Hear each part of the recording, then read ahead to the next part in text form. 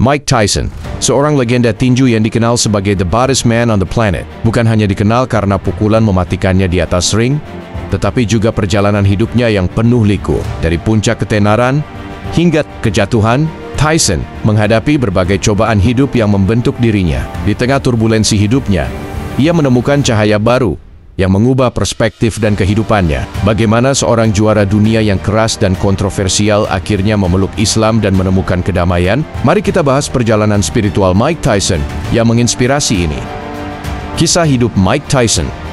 Mike Tyson lahir pada 30 Juni tahun 1966 di Brooklyn, New York. Masa kecilnya penuh dengan kesulitan. Ayahnya meninggalkan keluarga, sementara ibunya berjuang untuk menghidupi mereka. Tyson tumbuh di lingkungan yang keras dan penuh kejahatan. Di usia muda, ia sering terlibat perkelahian jalanan dan pencurian. Pada usia 13 tahun, ia telah ditangkap lebih dari 30 kali. Di penjara remaja, Tyson bertemu Bobby Stewart, seorang mantan petinju yang melihat bakat besar dalam dirinya. Stewart memperkenalkannya kepada pelatih legendaris Cus D'Amato.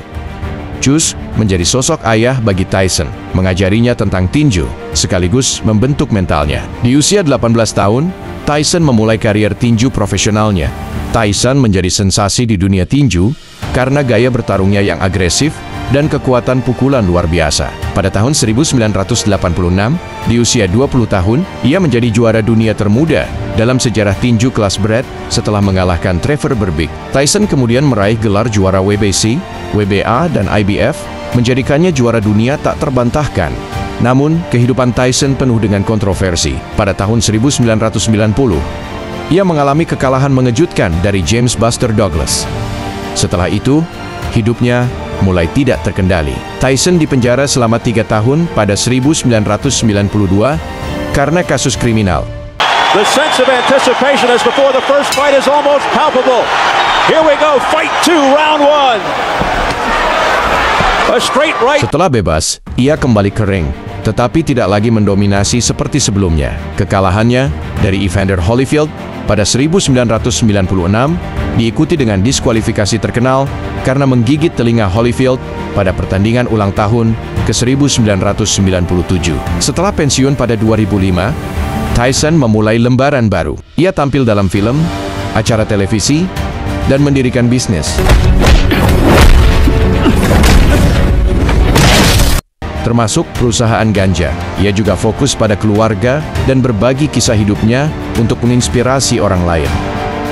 Di tengah segala kekacauan hidupnya, Tyson menemukan ketenangan dalam Islam. Saat di penjara, ia mempelajari agama dan memutuskan menjadi mu'alaf.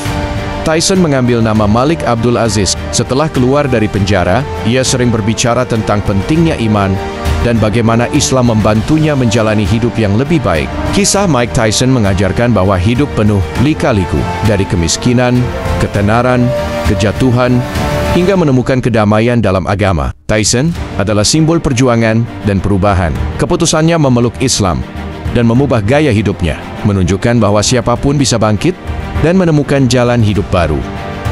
Sekian untuk hari ini. Terima kasih yang sudah menonton sampai akhir. Wassalamualaikum warahmatullahi wabarakatuh.